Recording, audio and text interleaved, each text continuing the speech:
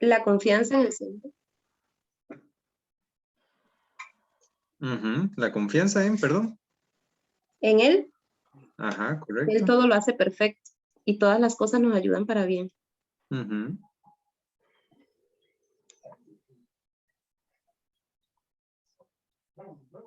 ¿Algo más? O con eso estamos, ¿verdad? Es un resumen, bueno, muy corto de lo que vimos la semana pasada. Y aquí hay una frase de Charles Spurgeon que me gustó mucho. Creo que también resume lo que vimos. Si alguien quiere leerla, o la leo yo, como prefieran. ¿La puedo leer yo, si gusta? Claro, gracias. Con gusto. No hay ningún atributo de Dios que sea más consolador para sus hijos que la doctrina de la soberanía divina. Bajo las más adversas circunstancias, en medio de las tribulaciones más severas, ellos creen que la soberanía ha ordenado sus aflicciones, que la soberanía los gobierna y que la soberanía los va a santificar a todos. Charles Spurgeon. Correcto. Bueno, para mí es una afirmación muy cierta. Resume lo que hemos visto sobre la soberanía del Señor y lo que provoca en nosotros o debería provocar en nosotros. ¿Están ustedes de acuerdo?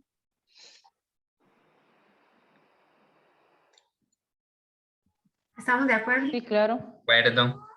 Perfecto. Entonces, vamos a avanzar a nuestra segunda lección. Es sobre la condición del hombre después de la caída. Vamos a tratar diferentes temas. El primero es, ¿qué es gracia? El segundo sería la condición del hombre después de la caída, o del ser humano, ¿verdad? Como lo queramos ver. Luego, la herencia por la caída de Adán, que podemos resumir, que tiene dos subdivisiones, que sería la incapacidad de buscar a Dios y nuestro entendimiento oscurecido. Entonces, vamos a hablar sobre el pacto de gracia. En Romanos 4:5 encontramos esto, dice, más al que no obra, sino cree en aquel que justifica al impío, su fe le es contada por justicia. Entonces, en el pacto de gracia se habla de que es un consejo eterno del Señor, ¿verdad? Desde el principio. Pero podemos verlo como que el Señor ha establecido dos pactos con nosotros, ¿verdad? Con la humanidad. El primer pacto de Dios con su creación fue un pacto de obras. ¿Qué nos referimos con esto? Bueno, en el cual se le prometía vida a Adán y a la descendencia de Adán bajo la condición de una obediencia personal perfecta. Eso fue lo que el Señor le prometió a Adán, ¿verdad? ¿Se acuerdan? En el jardín del Edén, cuando lo puso a cargo de todo, y Adán tenía que cumplir solo con un requisito, si nos acordamos, que no era comer del fruto del árbol, ¿verdad? Y pues, ¿qué sucedió? Logró Adán cumplir su parte en el pacto. No. Correcto. No. Ajá. Dice que para Adán resultó imposible mantener ese pacto.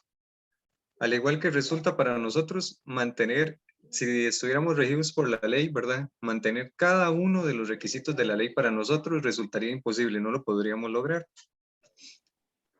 Pero dice que agradó a Dios hacer un segundo pacto, según el cual Dios ofrece libremente a los pecadores vida y salvación por Cristo, exigiéndoles la fe en Él para que puedan ser salvos y prometiendo dar su Espíritu Santo a todos aquellos que ha ordenado para vida, dándoles así voluntad y capacidad para creer. Ese es el pacto de gracia que encontramos en las Escrituras. Ese es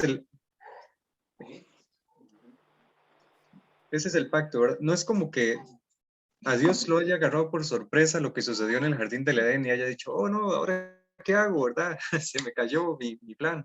Sino que el Señor ya lo tenía predestinado desde antes de los tiempos. Ese pacto de amor, ¿verdad? Que involucra el amor del Señor, su justicia y su misericordia para con nosotros. Abajo vienen una serie de textos bíblicos, ¿verdad? O de citas que podemos estudiar más adelante o lo pueden repasar en casa, ¿verdad? Para que le dan respaldo a estas afirmaciones. Esta presentación yo igual se las voy a pasar junto con el enlace y sí, con el enlace y esta presentación. Ajá. Dice, la caída. Nuestros primeros padres, seducidos por la sutileza y la tentación de Satanás, pecaron al comer del fruto prohibido. Quiso Dios, conforme a su sabio y santo propósito, permitir ese pecado, habiendo propuesto ordenarlo para su gloria. Esa fue nuestra caída, ¿verdad? Lo que sucedió con nosotros en el jardín del Edén. Por ese pecado cayeron de su rectitud original y perdieron la comunión con Dios, y por tanto quedaron muertos en el pecado y totalmente corrompidos en todas las facultades y partes del alma y del cuerpo. Siendo ellos el tronco de la raza humana, la culpa de este pecado les fue imputada, y la misma muerte en el pecado y la naturaleza corrompida se transmitieron a la posteridad que desciende de ellos según la generación originaria. Adán y Eva eran como nuestra representación, entonces ellos a la hora de pecar hicieron que todos nosotros pecáramos, ¿verdad? Como ahora Cristo es nuestra representación en la salvación, por medio de él nosotros tenemos cabida, ¿verdad? En ese pacto de gracia. Consecuencia de la caída. Dice, incapacidad de buscar a Dios. En Juan 6:44 encontramos que ninguno puede venir a mí si el Padre que me envió no le trajere.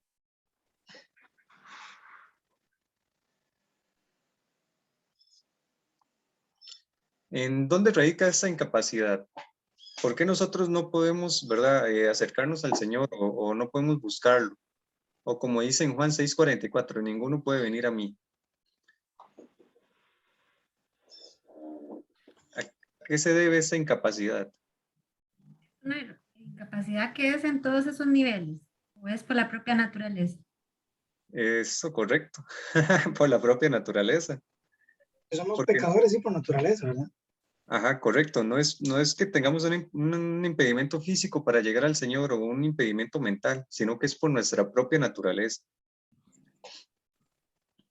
Podemos poner un ejemplo.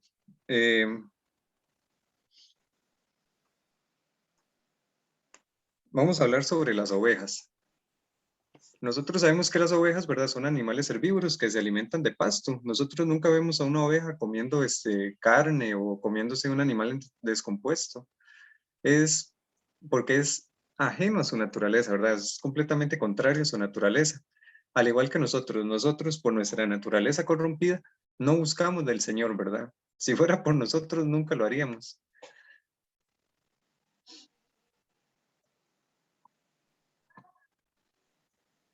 Y dice que debido a la caída y por medio de nuestro propio pecado, la naturaleza del hombre se ha vuelto tan degradada y corrompida que es imposible que venga a Cristo sin la ayuda de Dios, el Espíritu Santo. Y eso es como para antes de empezar con nuestro folleto. Así que vamos al capítulo, a la lección número 2 y vamos a comenzar. ¿Alguna duda, algún comentario por el momento? Si voy muy rápido, me dicen. Yo quería agregar algo que aprendí, o por lo menos así interpreté, entendí, que también Claro. es porque se da una muerte espiritual. Estamos completamente muertos. Espiritualmente no podemos hacer absolutamente nada, por más que queramos. Que somos carne y espíritu, y nuestra parte espiritual quedó completamente muerta. Correcto, sí hay una separación entre nosotros y Dios. Esa es nuestra muerte espiritual.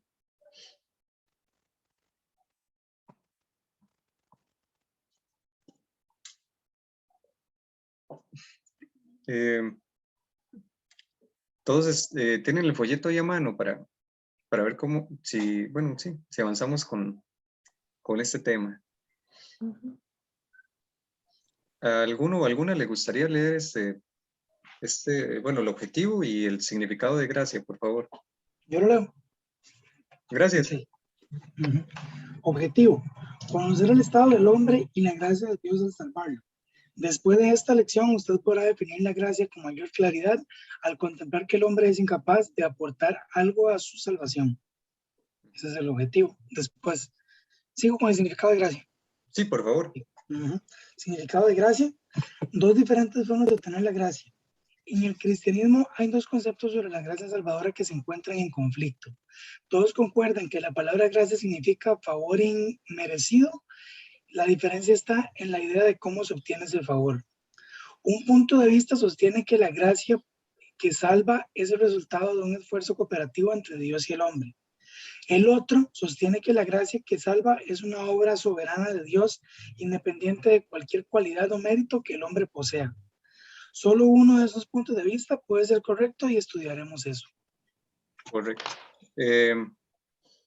Antes de avanzar, en la opinión de ustedes, ¿cuál consideran que es el punto correcto, verdad? ¿O por qué uno sí, por qué el otro no? ¿O consideran que... Sí, ¿qué opinan sobre esos dos puntos de vista? Uno es el correcto. Ajá. ¿Qué puedo hacer yo para cooperar con Dios? Es un esfuerzo conjunto. Definitivamente Él es el que salva porque es una obra soberana de Dios. Correcto, sí. Sí. Correcto. Yo pienso que, digamos, la gracia es un regalo que nosotros tenemos, es un regalo inmerecido que tenemos y tenemos como que seguir a Jesús, entonces como que basar la fe solamente en obras como que no tiene mucho sentido, porque la gracia es la gracia y la fe es un regalo de Dios, digamos. Exacto, correcto. Yo hubo un tiempo, yo conozco Sí. a Cristo desde que soy pequeña, pero hubo un tiempo en que me aparté porque recuerdo que yo decía, parecía un mal oído, yo le decía, Señor, el problema no eres tú, soy yo. Yo peco demasiado, yo te fallo, yo no lo voy a lograr. Entonces me alejé porque aún tenía el concepto de que era mi deber. Y claro, o sea, me sentía completamente incapacitada, sin duda, no lo tenía duda, pero tenía una mala concepción. Así que me alejé sabiendo que yo no podía ser salva porque no iba a dejar de pecar. Qué duro, sí. Qué duro. Y bueno, sí, de muchas de las iglesias o las congregaciones, ¿verdad? Mantienen ese punto de vista en el cual yo tengo que esforzar. Una vez escuché que lo ejemplifican de la siguiente manera. El Señor hizo una parte, ¿verdad? Y lo dejó hasta ahí. Ahora me toca a mí seguir avanzando. Ahora me toca a mí, ¿verdad? Mantenerlo, pero eso es imposible. Mi esposa y yo llevamos participamos en el curso de perspectivas del misionero, del movimiento misionero mundial, ¿verdad? Y es muy bonito y se los recomiendo si pudieran llevarlo. Hay una parte en la que dice que el Señor es quien sostiene su obra, ¿verdad? Que la misión de Dios es la misión de Dios y no la misión de nosotros. Entonces eso trae también mucha paz y mucha tranquilidad a nosotros porque sabemos que Él va a sostener su obra, que Él va a hacer que el Evangelio llegue a todas las naciones de una u otra forma y utilizará los medios de los cuales Él disponga.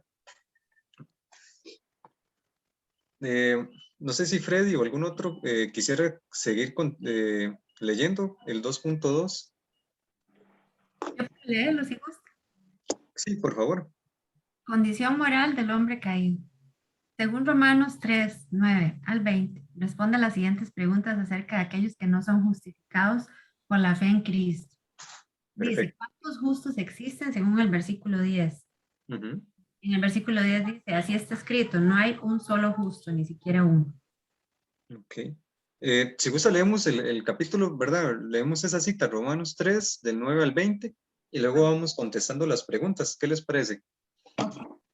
Entonces dice, ¿a qué conclusión llegamos? ¿Acaso los judíos somos mejores? De ninguna manera. Ya hemos demostrado que tanto los judíos como los gentiles están bajo el pecado. Así está escrito. No hay un solo justo, ni siquiera uno. No hay nadie que entienda, nadie que busque a Dios. Todos se han descarriado, a una se han corrompido. No hay nadie que haga lo bueno, no hay uno solo. Su garganta es un sepulcro abierto, con su lengua profieren engaños. Veneno de víbora hay en sus labios, llena está su boca de maldiciones y de amargura. Veloces son sus pies para ir a derramar sangre. Dejan ruina y miseria en sus caminos y no conocen la senda de la paz. No hay temor de Dios delante de sus ojos. Ahora bien, sabemos que todo lo que dice la ley lo dice a quienes están sujetos a ella, para que todo el mundo se calle la boca y quede convicto delante de Dios. Por tanto, nadie será justificado en presencia de Dios por hacer las obras que exige la ley. Más bien, mediante la ley cobramos conciencia del pecado. Entonces, ¿cuántos justos existen según el versículo 10? Ninguno. Ni uno.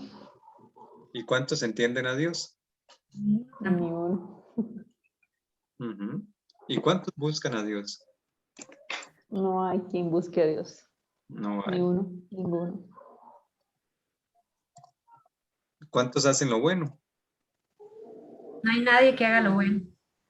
No hay ni uno. Solo. ¿Y cuántos temen a Dios? Ninguno. No hay temor. Ninguno. No hay temor de Dios delante de sus ojos. No hay temor delante de Dios. Ninguno. Y así éramos nosotros, ¿verdad? Antes de conocer del Señor.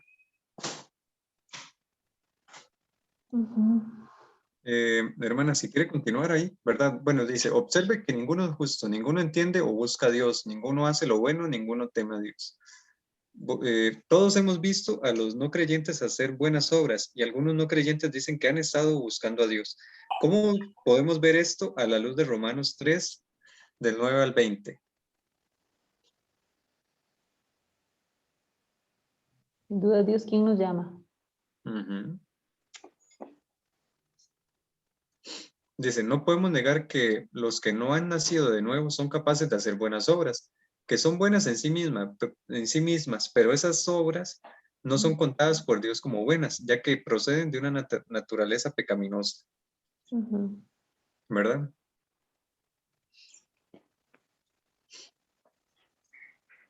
¿Alguien que quiera continuar? Yo puedo continuar si gusta. Sí, gracias. Con gusto. Aquellos que afirman buscar a Dios, pero no se arrepienten ni confían en Cristo, están en realidad buscando establecer su propia justicia, según lo que se expresa en Romanos 10:3. ¿Alguien tiene Romanos 10:3? Yo lo tengo. No lo lee, por favor. ¿No?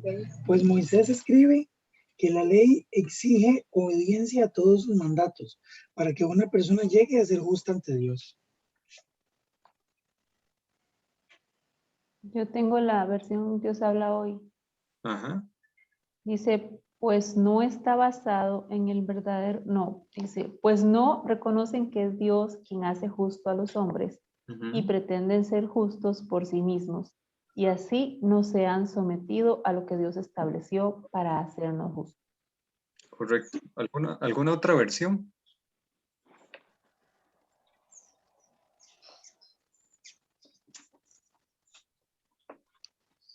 Yo tengo Romanos 10:3. Ujú. Dice, porque ignorando la justicia de Dios y procurando establecer la suya propia, no se han sujetado a la justicia de Dios. Correcto. Entonces dice, aquellos que afirman buscar a Dios, pero no se arrepienten y confían en Cristo, están en realidad buscando establecer su propia justicia, ¿verdad? Y ya lo vimos cómo lo expresa la palabra. Ujú. Hermana, si gusta continuar. Ok. Sin embargo, debemos tomar en cuenta que algunas de las personas que dicen estar buscando a Dios pueden estar en medio del proceso de ser arraigados, atraídos por Dios a través de su espíritu, como dice Juan 6:44.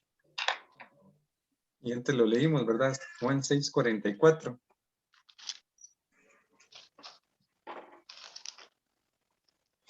Decía que ninguno puede acercarse a mí si no es por mi Padre que lo ha traído, ¿verdad? Ujú. Entonces continuamos con la lectura, si gustan. Sigo. Sí, por favor. Herencia por la caída de Adán. Por otro lado, en Romanos 5, del 2 al 16 y 18, encontramos 4 cosas que son heredadas por la humanidad después de la caída de Adán. ¿Cuáles son? ¿Y en qué versículos se encuentran?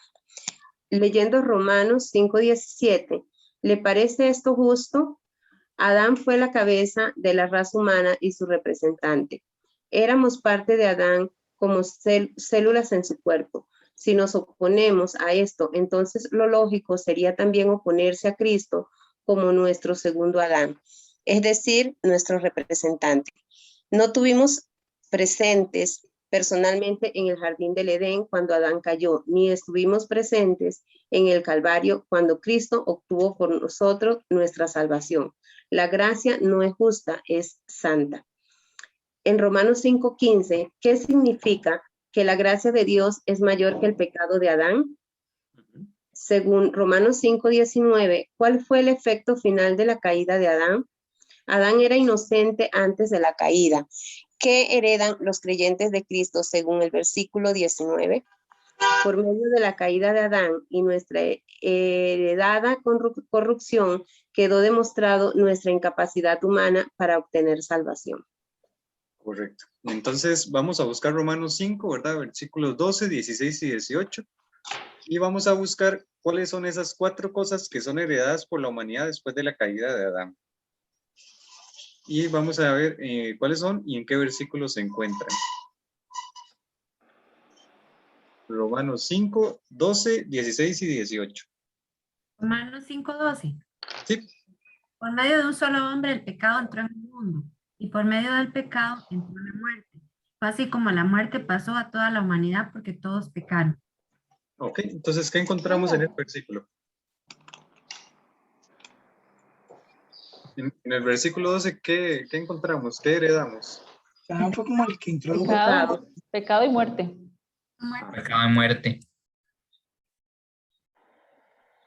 La muerte pasó a toda la humanidad porque todos pecaron. Correcto, la muerte. Entonces tenemos en el versículo 12, muerte, ¿verdad? Alguien que continúe ahí con la lectura de Romanos, por favor. 5:19. 16 sería en este caso. 16, aquí está. Tampoco se puede comparar la dádiva de Dios con las consecuencias del pecado de Adán. El juicio que lleva a la condenación fue resultado de un solo pecado, pero la dádiva que lleva a la justificación tiene que ver con una multitud de transgresiones. Resultando en justificación. Ajá. ¿Qué heredamos ahí entonces? En el 16, juicio. Dice que Ujú. seremos juzgados. Y en el 18 dice que condenación por nuestro delito. Ok. ¿Qué dice el versículo completo? 18. Sí, por favor. Por tanto, así como una sola transgresión causó la condenación de todos, también un solo acto de justicia produjo la justificación que da vida a todos. Ujú. Entonces, ¿cuáles fueron las 4 cosas que son heredadas por la humanidad después de la caída de Adán? Yo llevo 3, me falta una. Muerte, Juicio, condenación. Muerte, juicio y condenación. Pecado, Condenación. muerte, juicio y condenación. Ajá. El pecado era la primera. ¿Verdad? Sí. Pecado muerte, juicio y condenación. y condenación. ¿Y qué dice Romanos 5:17? ¿Les Pues si parece? la muerte, Ujú. perdón. No, no, Pues si la continúa. muerte reinó como resultado del delito de un solo hombre, con mayor razón aquellos a quienes Dios en su gracia, en su gran bondad y gratuitamente hace justos, reinará en la nueva vida mediante un solo hombre, Jesucristo. ¿Les parece justo, como dice ahí?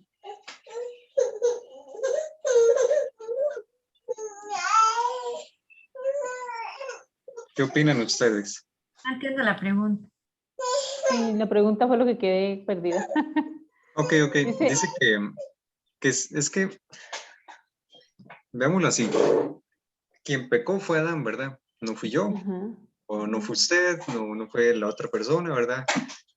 Entonces, ¿por qué a mí se me cataloga como pecador también? ¿Por qué yo estoy destituido de la gracia del Señor? Es como lo que quiere hacer alusión la pregunta, digamos. ¿Les parece a ustedes justo que por culpa de Adán todos nosotros hayamos caído? ¿Qué les parece? Pues justo no es. ¿Perdón? Pues justo no es. ¿Por qué? Ya, porque tal vez si hubiéramos estado ahí no caemos. ¿Cómo? Perdón. Ay, mami. Ay, no, perdón, pero es que se me ocurre. No, es que no escuché. Ay, el Señor decreta es correcto. Si Él lo tenía dispuesto y tenía que pasar así, pues está bien. Ujú. ¿Qué queda? Lo aceptamos así. ¿Sí? Por razón, el gran beneficio del sacrificio de Cristo y su obediencia, Ujú. darnos la salvación. O sea, tampoco era justo que Él viniera a pagar todo eso, pero lo hizo por amor y por obediencia. Ok, entonces consideran que no es justo. Todos opinan igual, de que no es justo Yo que lo que nos hayan echado en pienso, el mismo saco, digamos. yo lo que pienso es que si no hubiera sido un Adán, digamos, hubiera sido una Rosemary, un Pablo, un Elida. Entonces no hubiera sido el pecado de Adán, sino el pecado de Rosemary por culpa de Rosemary todos. Porque es algo que se iba a dar, ¿verdad?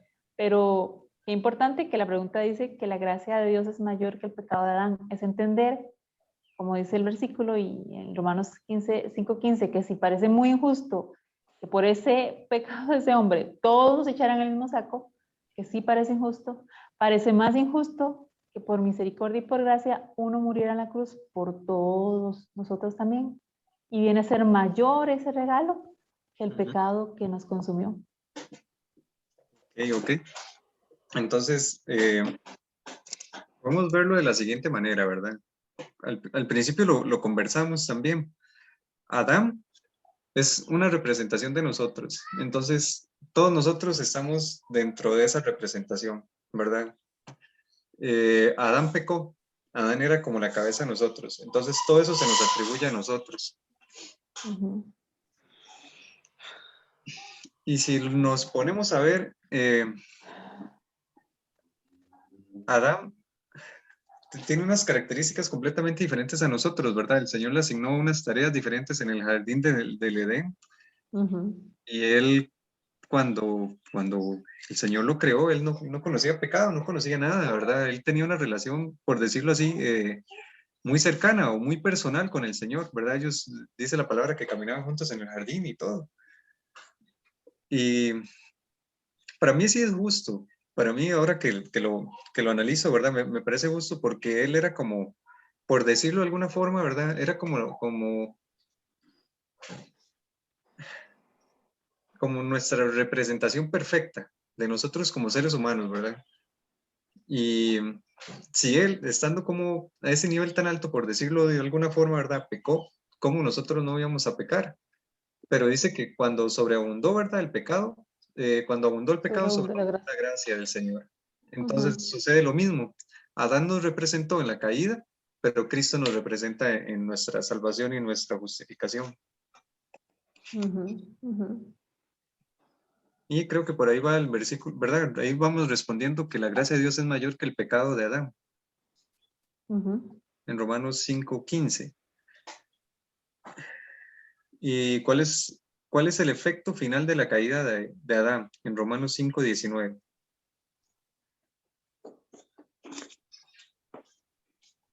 Así como por la obediencia de uno, solo muchos fueron constituidos pecadores, también por la obediencia de uno, solo muchos serán constituidos justos.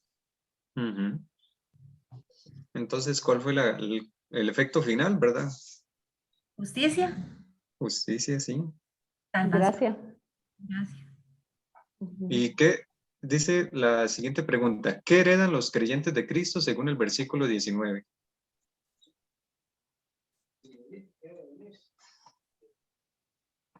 La justicia. La justicia del Justicia. Señor.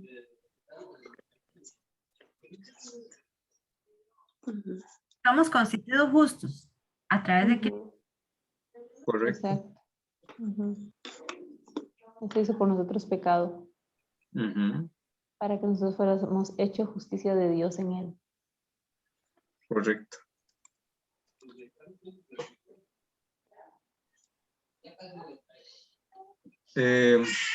Ahí tal vez como para estudio posterior, el capítulo 7 de Romanos nos ayuda o nos da un ejemplo claro sobre esto.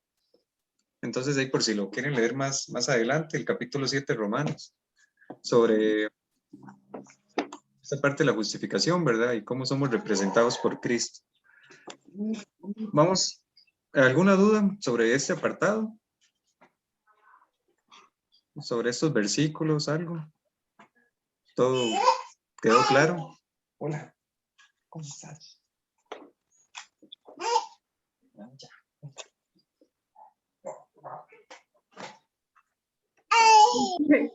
Claro. Hermoso. Llegó el otro profesor. Exacto, ahora sí van a ser todas. Comiendo, dígales hola. Dígale, yo vengo aquí a enseñarles. Él es mi hijo Isaac. Y aquí está mi esposa. Hermoso. Entonces avanzamos. ¿Alguien que quiera leer el apartado 2.4? Perdón, José Pablo, ¿podrías nombrar los 4 aspectos entonces que son heredados por la humanidad después de la caída de Adán? Claro, sería Para pecado, anotarlo. muerte, juicio y condenación. Los repito, pecado, muerte, juicio y condenación.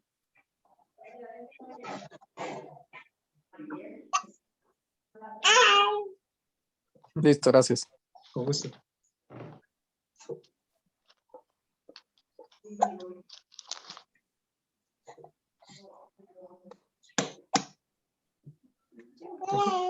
Hola.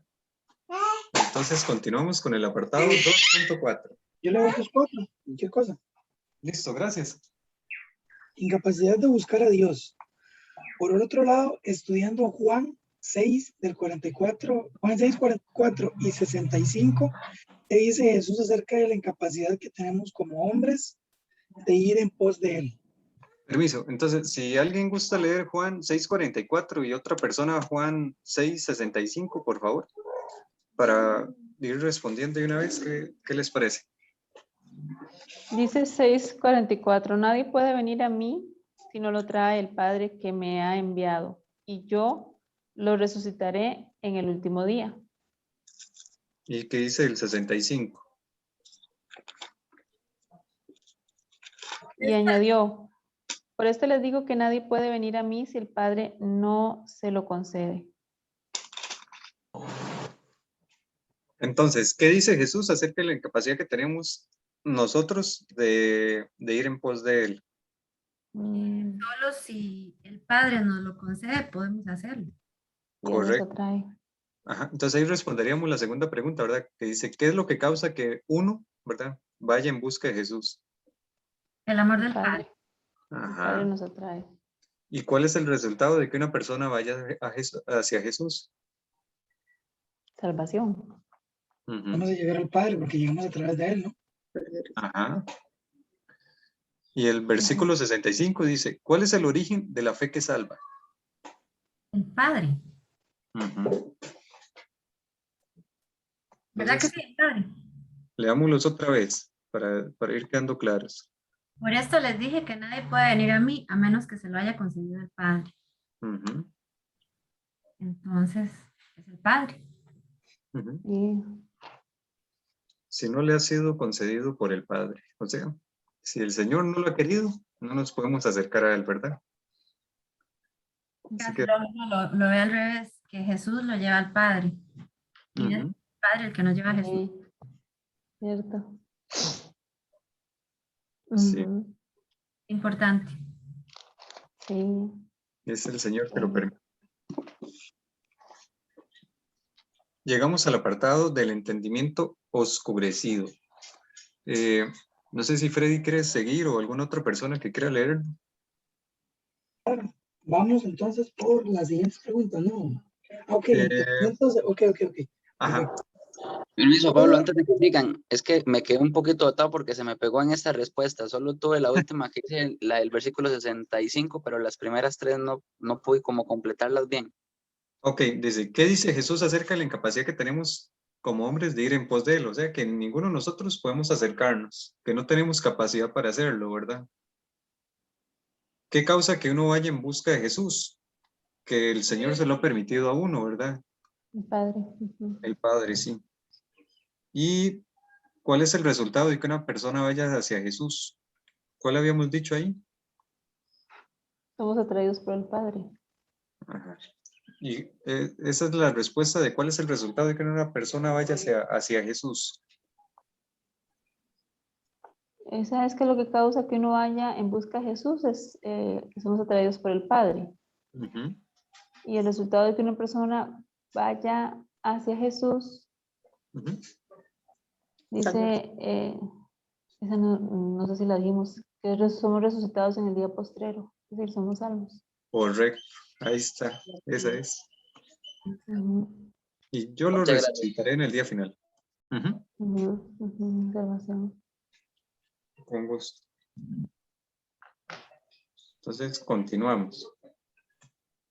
Ok, entonces, entendimiento oscurecido. Ujú. ¿Cuál es la condición de la mente corrompida del hombre de acuerdo con los siguientes versículos? Ok, entonces, perdón, Fred. Ujú. Si quiere buscar Romanos 8:7 usted, no sé si Rosemary nos ayuda con 1 Corintios 2:14. Gaby, si busca 2 Corintios 4:4 y no sé si Yo alguien le más que ayudo. La Efesios 4:18, perdón. ¿Cuál Efesios yo? Ajá, 4:18 y Timoteo 2:25. Ok, Bien. ya tengo Romanos. Usted me dice cuándo. Ajá, entonces Romanos 8:7. Romanos 8:7. Ujú. Pues la naturaleza pecaminosa es enemiga de Dios siempre. Nunca obedeció las leyes de Dios y jamás lo hará. Ok, entonces, ¿cuál es la condición de la mente corrompida del hombre? Según Romanos 8:7. No se somete a la ley de Dios, ni siquiera es capaz de hacerlo. Tenemos mente pecaminosa. Ujú. Ok, Dice 1 Corintios 2:14. El que no es espiritual no acepta las cosas que son del Espíritu de Dios, porque para él son tonterías, y tampoco las puede entender, porque son cosas que tienen que ser juzgadas espiritualmente. entonces, ¿cuál es nuestra condición? Según 1 Corintios 2:14. No comprendemos. No percibe las cosas que son de Dios. Ujú. Ujú.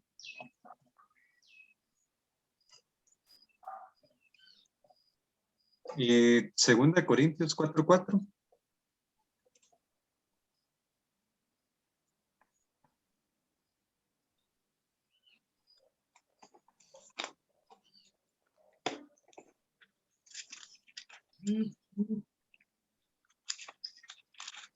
Alguien tenía 2 Corintios 4:4. Si no, lo leo yo, cualquier cosa.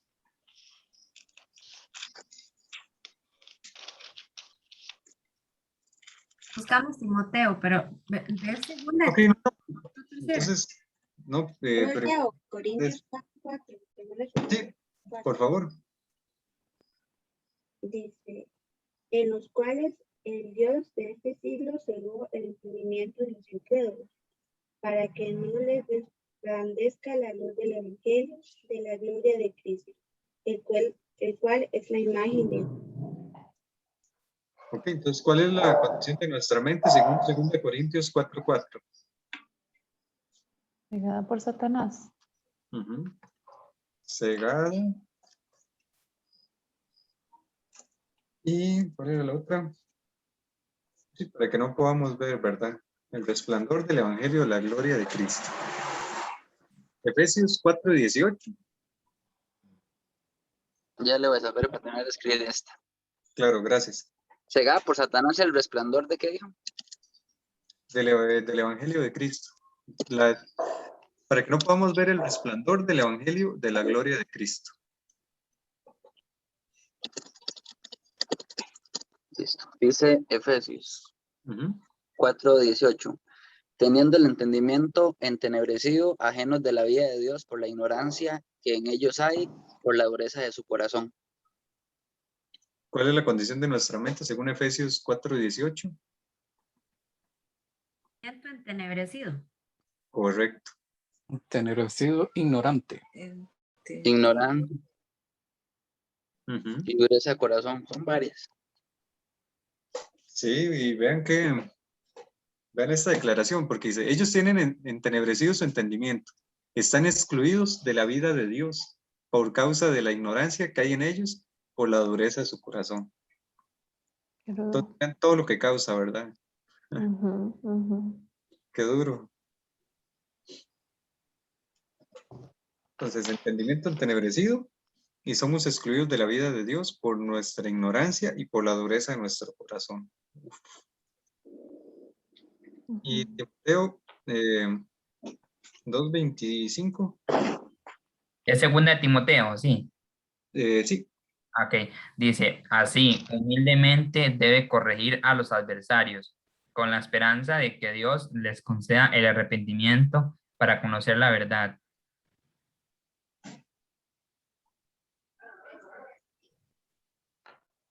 Dios es quien concede el arrepentimiento. perdón. Dios es quien concede el arrepentimiento. Ajá. Ujú. Señor es quien concede el arrepentimiento. Sí.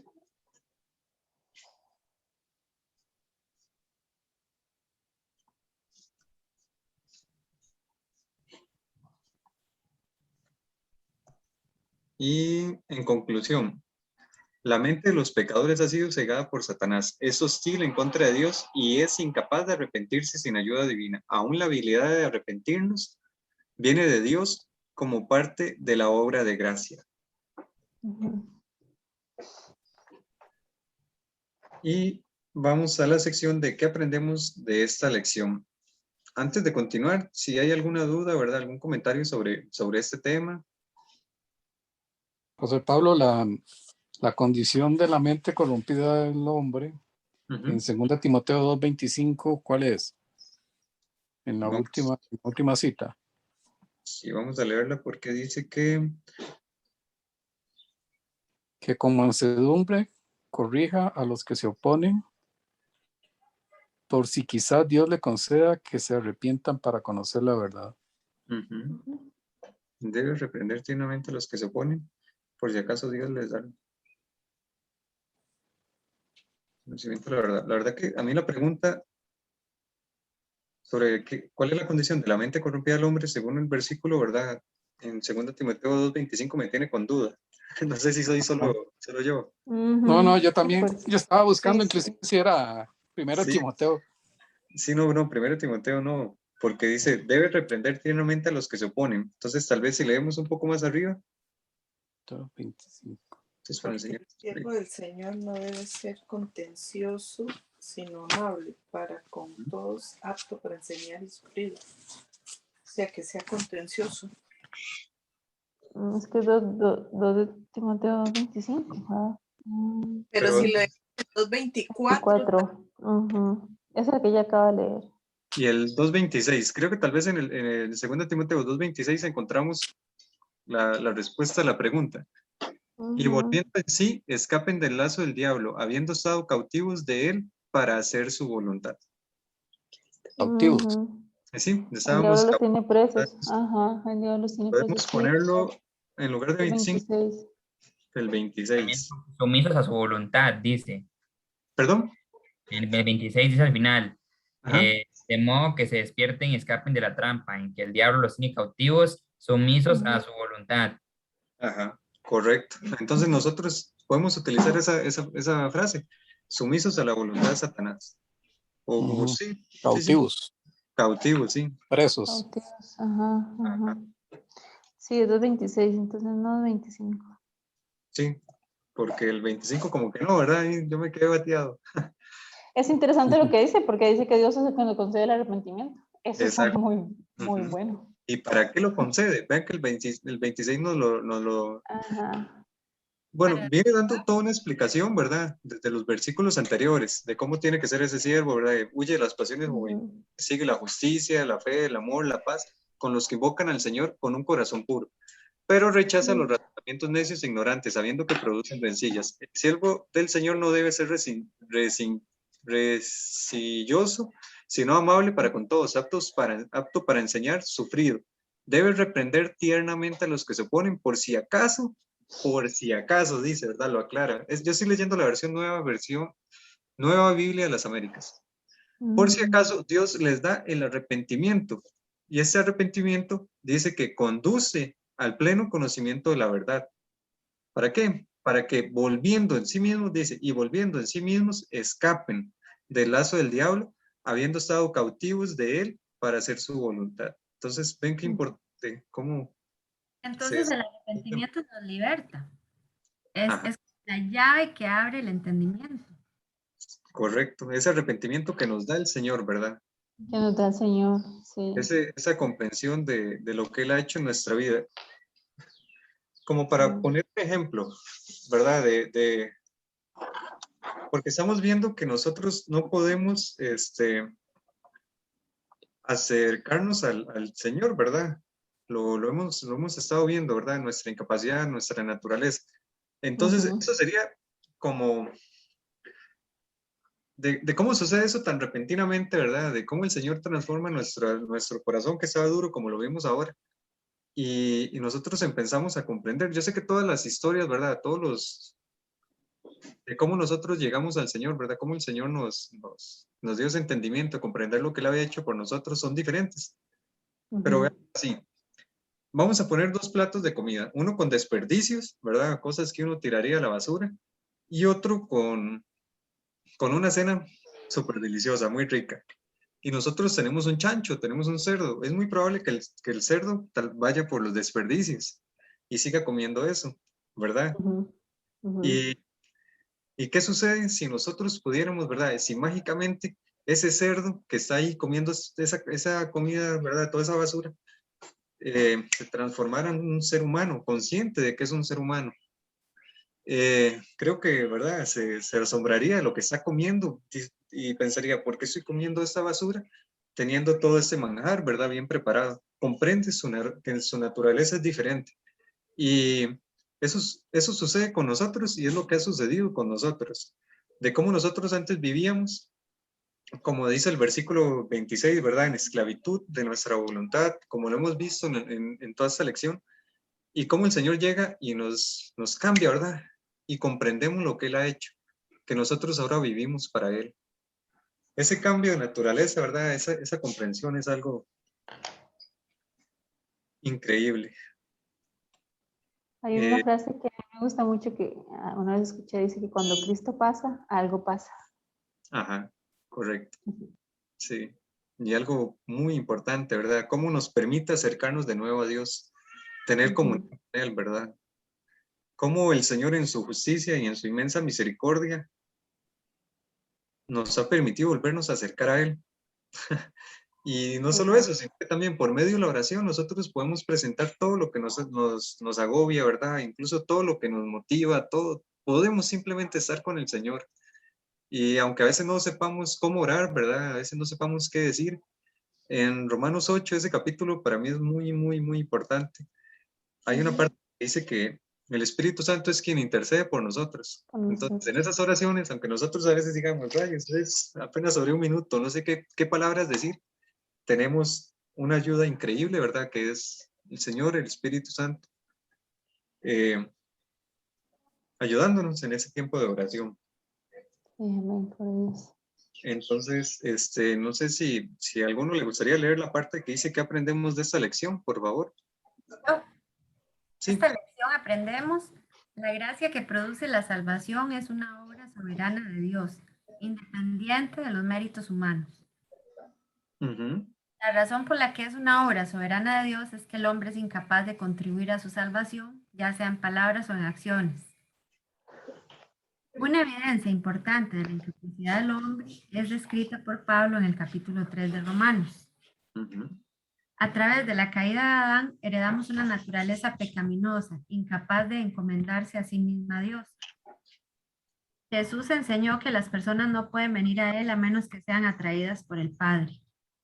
Existen numerosos versículos en la Biblia que nos muestran la mente del hombre esclavizada por el pecado y Satanás, a tal punto de que el hombre es incapaz de liberarse a sí mismo sin la intervención de Dios.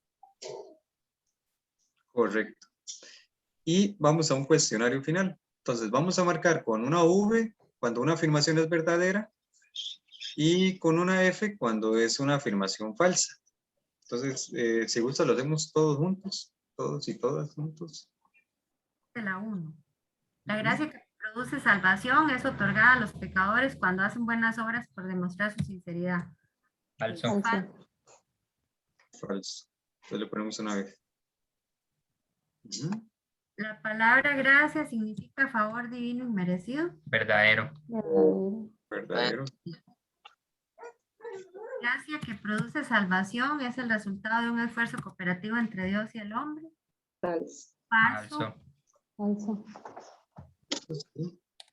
Jesús enseñó que el Padre espera pacientemente a que los elegidos decidan seguir a Cristo por su voluntad propia.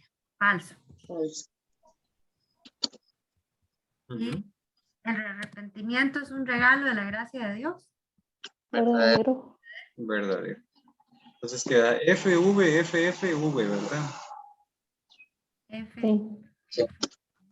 Y llegamos a la parte de la aplicación. Dice, reconoce que su estado era de corrupción absoluta y la solución a su pecado fue solamente por gracia. Sí, claro. Sí. Ujú. Abajo. Así. Y cómo debemos vivir de ahora en adelante. O cómo debe ser nuestro diario vivir al reconocer lo que el Señor ha hecho por nosotros. Gratitud, alabanza. Agradecimiento. ¿Ah? Y obediencia, ¿verdad? Que dice la palabra que no todo el que diga Señor, Señor, no se trata de conocerlo, sino también de obedecerlo. Debemos obedecerlo en gratitud a su obra. Correcto. Esa es una parte muy difícil, ¿verdad? Podemos tener un conocimiento intelectual acerca del Señor, pero no un conocimiento vivencial, ¿verdad? Que eso sería, por decirlo así, es lo más importante. Ambos son importantes, pero debemos procurar que entre más conozcamos del Señor y más Él nos permita conocer de Él, eso transforme nuestra vida para cada día irnos acercando más a Cristo, ¿verdad? A ese modelo que es el que nosotros tenemos. Sí, amén. Ujú. Voy a hacer una pregunta. Claro. Entonces, aquí, digamos, el libre albedrío no es algo como cierto. Digamos, que a mí, antes me decían como que yo decidí seguir a Dios, ¿me entiendes? Y no es así. Significa que Dios me buscó a mí. Es correcto. El libre albedrío es todo un tema, ¿verdad? Muy, podríamos desarrollar si gustan también, ¿verdad? En su momento, porque sí se las trae. Se las trae y hay diferentes posturas a lo largo de la historia. Pero lo que podemos ver en las escrituras es que por nuestra naturaleza nosotros no vamos a buscar del Señor, no lo vamos a hacer, no vamos a someternos, ¿verdad? Al Señor, sino es que Él produce un cambio en nosotros. Y como para dar un ejemplo sobre esta búsqueda, ¿verdad? Del Señor, porque no es que nosotros buscamos a Dios, sino que Dios nos busca a nosotros. En los tiempos del Nuevo Testamento, cuando había un maestro, como un rabí o alguien ahí con el que las personas querían aprender, ¿qué era lo que sucedía? Los discípulos eran quienes buscaban al maestro. Y nosotros vemos en el relato de los evangelios, como podemos verlo en el libro de Juan, que es Jesús quien busca a esos discípulos, ¿verdad? Es Jesús quien los encuentra, es Jesús quien les dice que si quieren ser mis discípulos, les da esa oportunidad, Él está haciendo ese paso. No sé si me logré explicar. Si se relaciona ahí con esa parte que el Señor es quien nos busca. Que nos busca, correcto. Ahora, Creo que creer en el libro de albedrío es como creer que entonces sí yo estoy cooperando y entonces es contrario precisamente a lo que vamos a estudiar. Yo no estoy haciendo nada. Y si tengo libertad de algo, esa libertad a causa de mi condición me lleva más bien a la muerte, a alejarme de Dios. Entonces, si no es por la gracia de Dios, mi libre albedrío más bien me condena.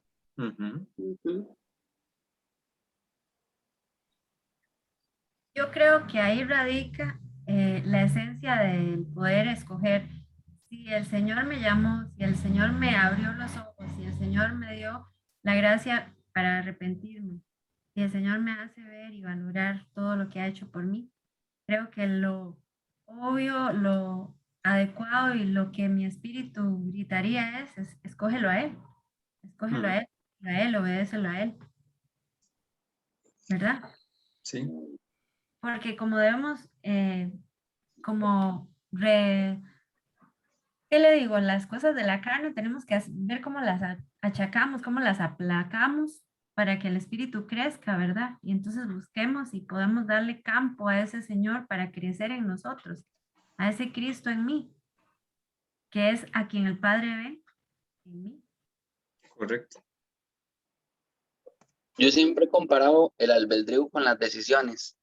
Y bueno, aparte de que Dios es el que nos escoge a nosotros, pero nosotros también dentro del albedrío tomamos la decisión, un ejemplo, de levantarnos un domingo en la mañana para ir a congregarnos. Entonces, hay una frase que había leído hace mucho en un libro que decía eso, que uno puede entregarle ese albedrío a Dios. Entonces, al entregar el albedrío, automáticamente también le está entregando las decisiones que puede tomar, pedirle a Dios que le ayude a discernir entre lo bueno y lo malo, y eso es parte también del albedrío de uno, o sea, de querer hacer las cosas bien y tomar a Dios en cuenta en ese albedrío. Pero es que hay un pasaje, y sí, es un tema que se las trae, porque dice que el Señor produce aún en mí el querer como el hacer por su buena voluntad. Entonces, sí hay una participación activa, debemos ser intencionales en buscar al Señor. Pero en lo personal, por eso les digo que un tiempo me aparté, porque según yo decidía y hasta prometía, y casi como Pedro le dije, Señor, yo voy contigo a la cruz, y decidí. Apenas dije, no lo conozco. Entonces, creo que los apóstoles tuvieron esa determinación y esa decisión, pero al final no la cumplieron. Entonces sí es un tema muy fuerte. En lo personal, más bien, por eso me frustré y me alejé, más que crecí en una iglesia legalista, ¿verdad? Entonces es rudísimo, porque la primera te condenan y bueno, entonces fue muy fuerte para mí. Entonces es un tema muy complicado. Y en mi oración ahora siempre le digo, Señor, produce en mí el querer como el hacer por tu buena voluntad. Sí, me toca a mí ser intencional, pero sé que aún para ello necesito clamar a ti, porque si no igual mi carne y mi espíritu chocan y no lo logro.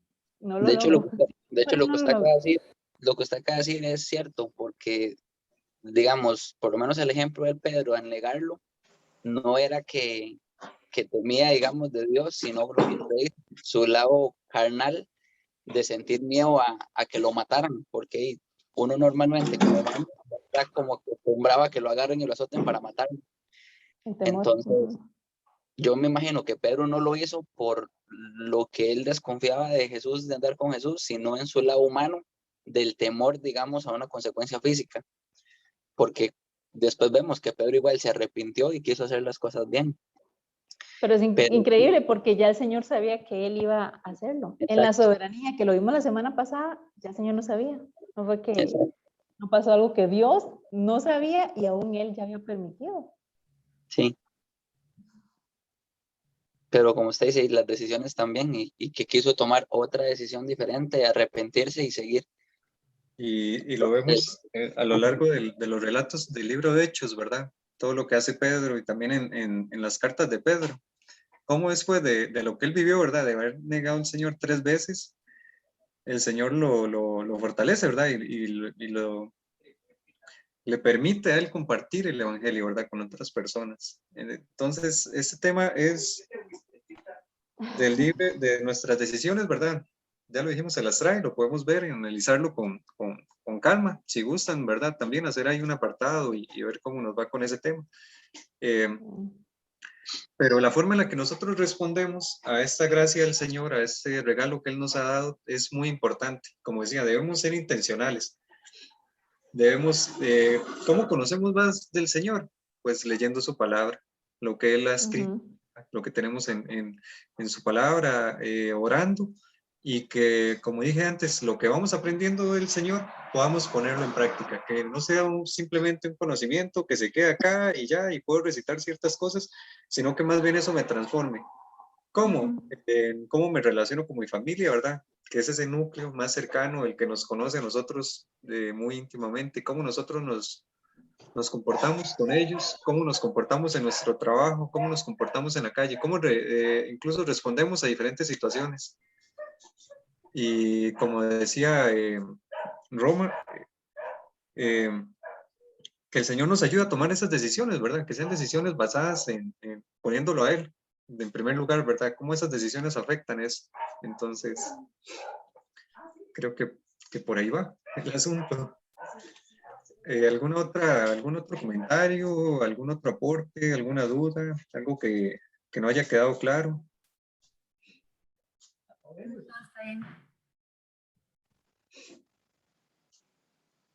Todo claro. Perfecto. Pues esta ha sido la segunda lección.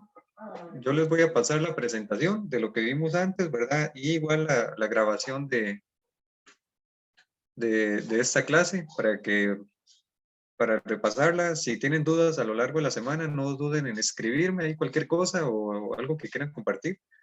Y si a alguno le gustaría o a alguna le gustaría hacer la oración de cierre.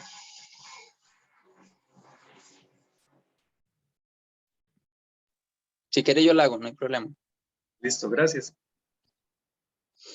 Bueno, Señor, te ponemos este curso en tus manos, papá Dios, pidiéndote que, como dijo ahorita Pablo, Dios, que no sea para solo conocimiento de nosotros, Señor, sino para aprender más de ti y poder compartirlo con los demás, Señor.